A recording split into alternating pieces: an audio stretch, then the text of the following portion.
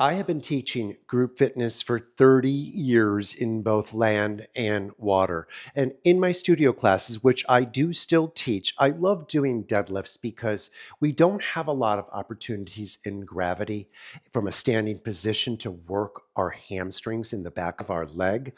However, I just want to talk about a hack that I learned over the years. When I ask my students to do deadlifts from a neutral position, they've got weights in their hand, and I just tell them, okay, now let's do that hip hinge. The hip hinge should look like that, but the hip hinge is hard for them to understand, and they just bend at their waist, and then they get that rounded look from just bending at their waist. They have a hard time grasping that hip hinge that you can feel through your glutes and your hamstrings. So one thing that I learned was to try doing it in a stride stance. From a stride stance, they're already a bit into a hip hinge. So it just makes it easier for them to get better, more clean form out of that. Pretend I have weights in my hand. And now when I do that deadlift, it's easier to maintain that flat back.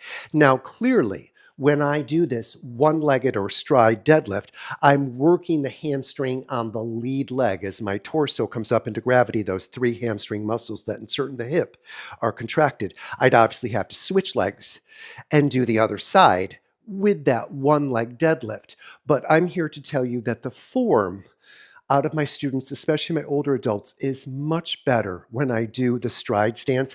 Also, it's a balance challenge. They get to improve their balance by being in that stride stance. So if you're not currently doing deadlifts that way, give it a try and see what you think.